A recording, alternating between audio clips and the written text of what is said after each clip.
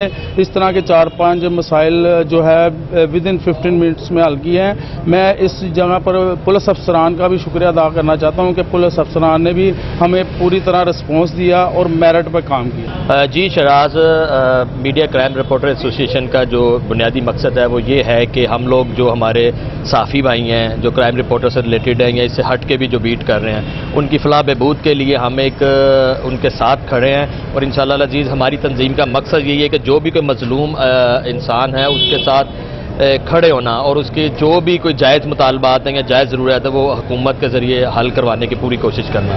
تو بات یہ ہے کہ میڈیا کرائم رپورٹر ایسوسی ایشن کے جتنے بھی ہماری تنظیم کے عہدیداران ہیں یا ممبران ہیں وہ سارے ایک مخلص ہیں، ایک فیملی کی طرح ہیں، اور ہمارا مقصد یہی ہے کہ ہم ایک فیملی کی طرح لوگوں کو بھی اس میں اکٹھا کریں اور اپنی فیملی کی طرح ہی آگے چلیں۔ بہت شکریہ۔ جی میرے ساتھ MCRA کے فنانس سیکرٹری فرحان ختانہ صاحب موجود ہیں، ان سے بھی جانتے ہیں ان کا کیا کہنا ہے۔ جی السلام علیکم۔ جی السلام علیکم۔ سب سے پہلے وقت نیوز کا بہت بہت شکریہ کہ اتنا ٹائم میں انہوں نے ہمارے لیے نکالا۔ آج ہماری جو کاوش تھی 1 مہینے تھی، آج اس رنگ لے آئی ہے، اور سب سے دعا کی اپیل ہے ہمیں ہمت دے، ہم دوستوں میں اتفاق ایسا ہی رہے اور ہم غریبوں کی آواز بنے اور ان کے کام آئیں۔ میڈیا کرائم ایسوسیشن جو ہے یہ اس کا مقاصد لوگوں کو شاید پتہ، کچھ لوگوں کو نہیں پتہ۔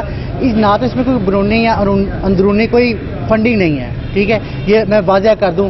بعض تنظیمیں بنتی ہیں ان کو کرمنل لوگ بھی فنڈنگ کرتے ہیں، تو بزنس مین اپنے مقاصد کے لیے پورا کرنے کے لیے فنڈنگ کرتے ہیں، لیکن یہ تنظیم کا کسی بھی ایسی سیاسی کاروباری شخصی سے کوئی تعلق نہیں ہے۔ یہ اس میں یہ جو اچھائی ہے، اور انشاءاللہ تعالی ایسا ہی ہم چاہیں گے کہ ہم کسی کرمنل یا کسی پارٹی نہ بنیں، ورنہ یہاں پہ ہاؤس سوسائٹی بنے وہ بھی ہمیں انویسٹ کرنا چاہ رہے ہیں لیکن ہمارا بالکل نہیں ہے، تو لہٰذا ہم انشاءاللہ تعالی آگے چلیں گے اور انشاءاللہ تعالی پورے پاکستان میں ایک تنظیم کامیاب ہوگی اور انٹرنیشنل